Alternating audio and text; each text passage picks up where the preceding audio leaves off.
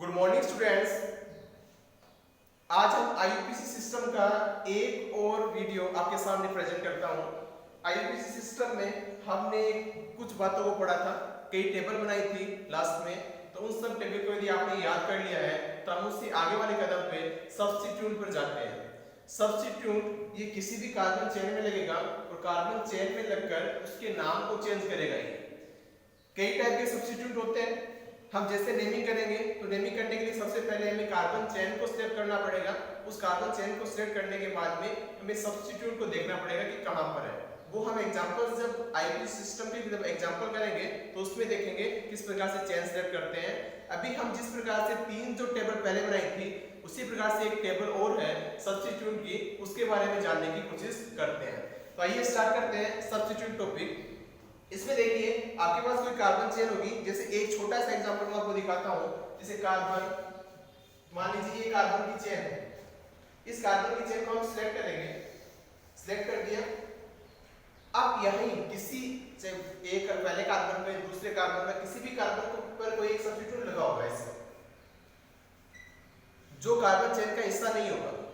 Carbon chain को हमने ऐसे सिलेक्ट किया, इस कार्बन चेन का ये हिस्सा नहीं है, इससे बाहर है, अलग है, इसे अपन बोलेंगे सब्स्टिट्यूट। इस प्रकार से आपकी जो कार्बन चेन होगी उसमें सब्स्टिट्यूट लगे रहेंगे।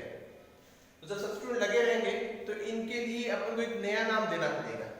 उसी की टेबल आपके सामने ये है। तो हम वन बाय करके पूरी टेबल को समझने की कोशिश करते हैं। आइए देखिए, जैसे मैंने एक टेबल बनाई है, इस टेबल में मैंने कईयों के नाम लिखे हैं। इन नाम को अपन पढ़ने से पहले इनके एग्जांपल्स पे चलते हैं। जैसे मैंने आपको बताया था कि कार्बन होता है, उस कार्बन की वैलेंसी 4 होती है। कार्बन की वैलेंसी को पूरा करते हैं। जैसे एक कार्बन मैंने यहां पे लिखा, अब इसकी वैलेंसी अपन को पूरी करनी है। चारों तरफ मैंने क्या कर दिया, बॉन्ड बना दिए। कार्बन किससे मिलकर बना होता है, हाइड्रोजन से मिलकर बना होता है। जब कार्बन और हाइड्रोजन आपके साथ आते हैं, एक साथ आते हैं, तो हम उसे बोलते हैं हाइड्रोकार्बन। तो अपन हाइड्रोकार्बन की स्टडी कर रहे हैं। इस कार्बन के पास जब कोई भी नहीं प्रेजेंट होगा, कोई भी दूसरा एलिमेंट नहीं प्रेजेंट होगा, तब हम इसकी जगह पर हाइड्रोजन रखेंगे। जैसे यहाँ पे हाइड्रोजन रखा, हाइड्रोजन रख दिया, चारों तरफ आप हाइड्रोजन रख दीजिए। जब चारों तरफ आप हाइड्रोजन रख दोगे तो इसकी जो बॉन्डिंग है, कार्बन की वैलेंसी हमने 4 की थी, 4 मतलब 4 बॉन्ड बना सकता है, 1 2 3 4। तो इस प्रकार से कार्बन ने अपनी वैलेंसी पूरी की, और पूरी करके इसके यदि अपन एक स्ट्रक्चर लिखना चाहें तो इसे अपन लिख सकते हैं C हमारे पास 1 है, 1 है, और H हमारे पास 4 है, तो अपन CH4 ऐसे लिख सकते हैं। CH4 हमने इसको लिखा। इसका नाम कैसे होता है, हमने पिछले वीडियो में टेबल बनाई थी। टेबल में हमने लिखा था कि आपके पास कार्बन की संख्या होगी, एक कार्बन होगा तो ये होगा, दो कार्बन होगा तो ये होगा, तो उस हिसाब से अपन इसका नाम करेंगे। जैसे C है, C मतलब C1 है, यहाँ पे कुछ भी नहीं है, इसका मतलब क्या है, 1 है। तो जब ये C1 है तो पीछे वाले टेबल को देखिए, उस टेबल में जब हमारे पास कार्बन 1 होता है तो उसके लिए अपन मैथ का यूज करते हैं। तो हमारे पास यहाँ पे कार्बन कितना है, 1 है, तो हमने इसके लिए क्या यूज किया, मैथ यूज किया। अब आप देख रहे हो आपके पास सिंगल बॉन्ड है, सिंगल बॉन्ड, चारों तरफ आपके पास सिंगल बॉन्ड है। जब आपके पास सिंगल बॉन्ड हो गए तो हमने एक दूसरी टेबल बनाई थी बॉन्ड की, जिसमें सिंगल बॉन्ड था तो वहां पे एन आ रहा था, डबल बॉन्ड था वहां पे इन आ रहा था, और ट्रिपल बॉन्ड था वहां पे आइन आ रहा था। तो यहाँ पे आपके पास चारों ही सिंगल बॉन्ड है। सिंगल बॉन्ड होगा तो यहाँ पे अपन किसका यूज करेंगे, एन का यूज करेंगे। तो इसका नाम बन जाएगा मेथेन। ये इसका नाम बन गया। अब जो ये नाम बना है इसी में तो CH4 बना है, यदि इसी में हम एक हाइड्रोजन को कम कर दें, CH4 है, यहां से हमने एक हाइड्रोजन को कम किया, जैसे इमेजिन करते हैं इस हाइड्रोजन को मैंने कम कर दिया, तो इसकी स्ट्रक्चर क्या बनेगी, CH3। CH3 बनेगी, CH3 बनी तो इसको अपन क्या करेंगे, दूसरा नाम देंगे। जैसे कार्बन की संख्या कितनी है, इसमें एक ही है, तो कार्बन की संख्या लिखेंगे तो क्या आ जाएगा, मैथ ही आ जाएगा। लेकिन वैलेंसी इसकी कम है, वैलेंसी यहाँ पे तो 4 है, यहाँ पे 3 है, एक वैलेंसी कम होने के कारण यहाँ पे अपन लास्ट में जो n लगा रहे थे उसी जगह पर लगाएंगे yn। जहां पे अपन n लगा रहे थे वहां पे अपन लगाएंगे yn, तो यहाँ पे मैथ हो जाएगा। आगे अपन लगा देंगे n नहीं लगाएंगे, n जब लगाएंगे जब चारों वैलेंसी पूरी होगी, यहाँ पे एक वैलेंसी खाली है, CH3 है। C कितने बॉन्ड बना सकता है? 4 बना सकता है। बनाए कितने हैं? 3 बनाए हैं। तो यहाँ पे अपन N की जगह यूज करेंगे YL। इसको अपन बोलते हैं मेथेन, इसको अपन बोलेंगे मैथ्यू। तो जब आपके पास ये मेथेन आता है तब ये सब्स्टिट्यूट नहीं है, लेकिन जब इसमें एक हाइड्रोजन कम आ जाए तो इसे अपन मानेंगे सब्स्टिट्यूट। तो आपका पहला एग्जांपल ये था, यहाँ पे हमने क्या लिखा? CH3 लिखा है। CH3 के आगे आप एक लाइन दिखाई दे रही है आपको, ये लाइन ये प्रेजेंट कर रही है कि यहाँ पे एक बॉन्ड खाली है। CH3 C के कितने बॉन्ड बनते हैं? 4 बनते हैं। कितने H जुड़े हुए हैं? 3 H जुड़े हुए हैं, एक खाली है, इसलिए हमने यहाँ पे लाइन लगाई। आपको ऐसे ही CH3 लिखना पड़ेगा, यदि आप लाइन नहीं लगाते हो तो ये रो। इस CH3 को अपन क्या बोलेंगे? मैथ बोलेंगे। वापस रिपीट करता हूँ, जब ये CH4 होगा, एक कार्बन की उपस्थिति के कारण इसको मैथ बोलेंगे, सिंगल बॉन्ड के कारण इसको N बोलेंगे। जब कभी भी इसमें एक हाइड्रोजन कम हो जाता है, CH3 की स्ट्रक्चर बन जाती है, तब हम उसे N की जगह लास्ट में YL इल लगाएंगे और वो बन जाएगा मैथ्यू। दूसरा एग्जांपल लेते हैं। दूसरा एग्जांपल इधर देखिए, क्या है? CH2CH3 CH2CH3 है। आप सबसे पहले आपको यही कंसीडर करना है कि आपके पास कार्बन कितने हैं। तो उस पे जाइए, एग्जांपल में कार्बन को नोट कीजिए। CH2 में एक कार्बन है, CH3 में एक कार्बन है, तो आपके पास टोटल कार्बन कितने हो गए? 2 टोटल कार्बन हो गए। तो आप यहाँ पे स्ट्रक्चर बनाइए 2 कार्बन, जोड़ दीजिए इन दोनों। अब आप इसमें हाइड्रोजन कितने ऐड कर सकते हो, उतने हाइड्रोजन इसमें ऐड कर दीजिए। जैसे इसका इस कार्बन का एक बॉन्ड बन चुका है, ये 1 बॉन्ड बन गया, इस कार्बन का भी 1 बॉन्ड बन गया। एक कार्बन मैक्सिमम 4 वैलेंसी शो करता है, तो इसका 1 बॉन्ड बन चुका है, तो कितने बॉन्ड बाकी रह गए? 3 बॉन्ड बाकी रह गए। तो 3 बॉन्ड पर अपन हाइड्रोजन को ऐड कर सकते हैं। तो यहाँ पे मैंने क्या किया? हाइड्रोजन को ऐड किया, यहाँ पर हाइड्रोजन, यहाँ पर हाइड्रोजन ऐड कर दिया। जितने इधर हाइड्रोजन ऐड हुए हैं उतने इधर हो जाएंगे। यहाँ पर हाइड्रोजन को ऐड कर दो, हाइड्रोजन हाइड्रोजन। इस प्रकार से अब आप चेक करो कि जो कार्बन आपके पास है उसकी वैलेंसी पूरी है या नहीं है। तो आप देखोगे इस कार्बन की 1 2 3 4 वैलेंसी पूरी है, इस कार्बन की देखो 1 2 3 4 वैलेंसी पूरी है। अब देखिए ये क्या बन गया? CH3। क्या बन गया? CH3 और CH3, CH3 और CH3 बन गया। अब देखिए आपके पास इसमें कार्बन ऐड कीजिए, कितने? C1 यहाँ पे, 1 यहाँ पे, तो टोटल कार्बन कितने हो गए? C2। तो इसे अपन क्या लिख सकते हैं? C2। हाइड्रोजन को ऐड कीजिए, तो S3 यहाँ पे, S3 यहाँ पे, टोटल H कितने हो गए? 6। तो क्या बन गया? H6। जब आपके पास C2H6 आएगा, जब आपके पास C2H6 होगा, तो उस कंडीशन में उसका नाम अपन टेबल के अनुसार करेंगे। 2 कार्बन होने पर हम वहां पे मैथ की जगह एथ लेते हैं, तो यहाँ पे क्या आ जाएगा? एथ आ जाएगा। आप देख लो, चारों तरफ देख लीजिए, आपको सिंगल बॉन्ड ही दिखाई दे रहे हैं। सिंगल बॉन्ड ये होगा, डबल ये होगा, ट्रिपल ये होगा, तो आपको चारों तरफ सिंगल बॉन्ड ही दिखाई दे रहे हैं। और सिंगल बॉन्ड के लिए अपन एन का यूज करते हैं, तो ये नाम हो गया एथेन। ये नाम क्या हो गया? एथेन हो गया। अब आइए एक बार इस एग्जांपल पे आइए, यहाँ पे देखिए CH2 CH3 है, कार्बन को ऐड कीजिए तो C2 होगा, C1 C2 C2 हो गया। हाइड्रोजन को ऐड कीजिए 2 3 5, तो इसका जो फॉर्मूला बना है वो क्या बना है? C2H5। अर्थात क्या मतलब निकला? यहाँ पे C2H6 है, वहां पे हमारे पास क्या है? C2H5। यहाँ से क्या हुआ? एक हाइड्रोजन कम हो गया, यहाँ पे H6 है, यहाँ पे H5 है, मींस क्या हुआ? एक हाइड्रोजन कम हो गया। इसका मतलब निकला कि यहाँ पे जहाँ पे हमने इसमें N को ऐड किया है, वहां पे अपन N को तो हटा देंगे और वहां पे अपन YL को जोड़ देंगे। इसका नाम हो जाएगा, 2 कार्बन के लिए आ गया N और एक हाइड्रोजन कम होने के कारण यहाँ पे आएगा YN, तो इसका नाम हो गया H। अब इसमें एक हाइड्रोजन कम है, इसके कारण ये क्या बन गया? सब्स्टिट्यूट बन गया। तो इधर आइए देखिए इसको, CH2 CH3 क्या बन गया? H बन गया। क्लियर है?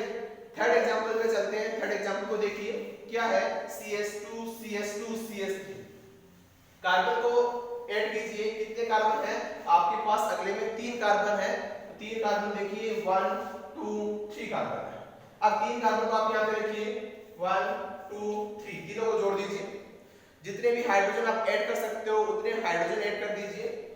1 2 3 4 5 6 जितने हाइड्रोजन ऐड कर सकते हो उतने ऐड कर दीजिए। इस पे अपन इतने हाइड्रोजन ऐड कर सकते हैं, कर दिए। देखिए इसकी वैलेंसी देखिए 1 2 3 4 पूरी है। इसकी वैलेंसी देखिए 1 2 3 4 पूरी है। इसकी वैलेंसी देखिए 1 2 3 4 पूरी है। सभी कार्बन की वैलेंसी क्या है? पूरी है। अब देखिए ऐड कीजिए इन सबको C1 2 3 टोटल C कितने हो गए हमारे पास? C3 H को कैलकुलेट कीजिए 1 2 3 4 5 6 7 8 हाइड्रोजन आपके पास कितने हैं? 8। इसकी स्ट्रक्चर क्या बनी? C3H8। अब जब C3H8 बन गई है तो आप किस में जाओगे? उस टेबल में जाओगे जिसमें हमने लिखा था कि कितने कार्बन आपके पास होंगे, उस हिसाब से अपन नाम करेंगे, उसका नेमिंग करेंगे। तो वहां पे आप जाके देखोगे तो वहां पे जो कार्बन है 3 कार्बन के लिए वहां पे लिखा हुआ है प्रो। तो यहाँ पे हमारे पास 3 कार्बन है, इसलिए अपन इसको क्या लिख देंगे? प्रो। अब देखिए आपको देखना है, इसमें चेक करना आपके पास सिंगल बॉन्ड है या डबल बॉन्ड है या ट्रिपल बॉन्ड है। जब आप देखोगे इसमें आपको सभी जगह है सिंगल बॉन्ड नजर आएगा। जब सिंगल बॉन्ड नजर आएगा तब आप इसके क्या लगाओगे? एन लगाओगे। तो इसका नाम क्या हो गया? प्रोपेन। इसका नाम क्या? प्रोपेन। अब आइए इस एग्जांपल में देखिए कितने सी है? 1 2 3 सी कितने? 3 है, लिख दीजिए C3 है हमारे पास। हाइड्रोजन को कैलकुलेट कीजिए 2 2 3 कितने हो गए? 7। हाइड्रोजन को लिख दीजिए 7। क्या बना? C3H7। इसमें देखिए क्या है? C3H8। क्या डिफरेंस है दोनों में? एक हाइड्रोजन। तो यहाँ पे क्या है? क्या डिफरेंस है? 1 हाइड्रोजन कम है। तो 1 हाइड्रोजन कम होगा तो प्रोप तो हम लिखेंगे, लेकिन एन की जगह क्या लगा देंगे? YL लगा देंगे। तो इसका नाम क्या हो जाएगा? प्रोपिल। आइए इसमें एग्जांपल में देखिए क्या नाम हो गया? प्रोपिल। नेक्स्ट एग्जांपल लेते हैं अपन, फोर्थ वाला एग्जांपल लेते हैं। इसको देखिए इसमें कितने कार्बन है? कैलकुलेट कीजिए।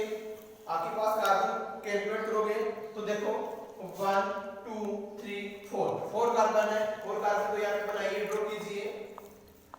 यहाँ पे जितने भी हाइड्रोजन कम है, जितने हाइड्रोजन आप मैक्सिमम लगा सकते हो उतने लगा दीजिए। यहाँ पे हाइड्रोजन तीनों तरफ हाइड्रोजन लगा दीजिए। इस पे एक हाइड्रोजन, 2 हाइड्रोजन और लग सकते हैं क्या? इस पे नहीं लगेंगे। हाइड्रोजन चारों तरफ हाइड्रोजन लगा दीजिए। अब कैलकुलेट कीजिए कितने हाइड्रोजन आपके पास, कितने कार्बन है आपके पास? 1 2 3 4 कार्बन है, इसे लिख दीजिए C4। कितने हाइड्रोजन है? 1 2 3 4 5 6 7 8 9 10 कितने हो गए? H10। क्या बना? C4H10 बन गया है। अब अपन देखते हैं एग्जांपल में जाते हैं। देखो C कितने अपने पास? 1 2 3 4 C आपके पास है 4। हाइड्रोजन को कैलकुलेट कीजिए 2 2 2 3 कितने हो गए? 9। C4H9।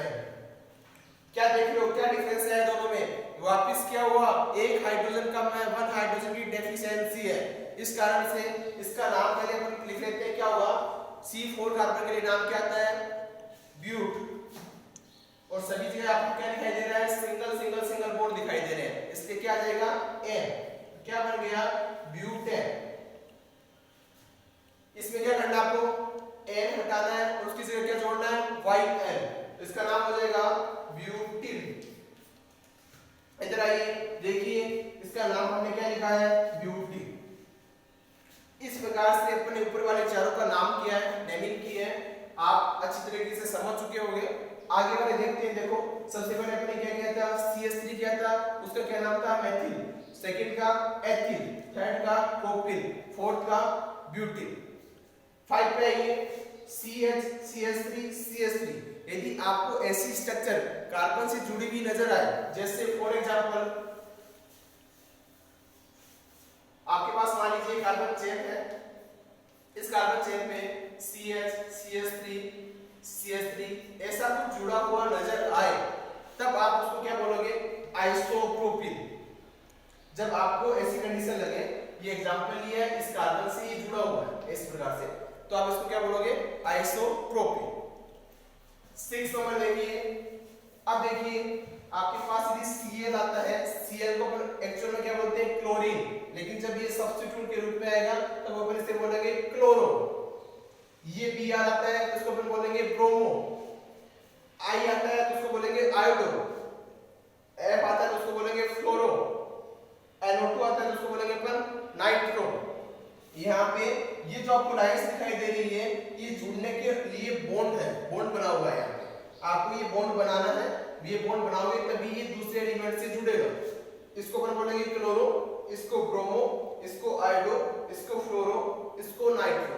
एग्जांपल्स देखिए इनके, जैसे हमारे पास ये कार्बन है, इस कार्बन में मैंने यहाँ पे क्या किया? Cl को जोड़ दिया, तो क्या नाम आएगा? क्लोरो आ जाएगा।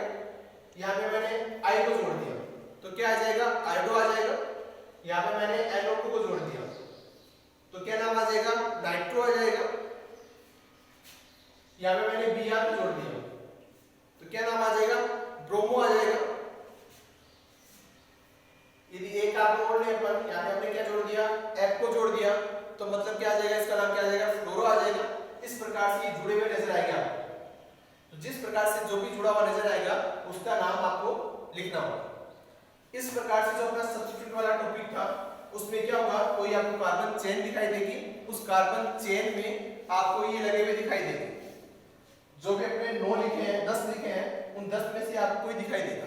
जब आपको इनमें से कुछ दिखाई दे तो आपको उनका ये नाम लिखना है, इसका मैथिल, इसका ethyl, propyl, butyl, isopropyl, chloro, bromo, iodo,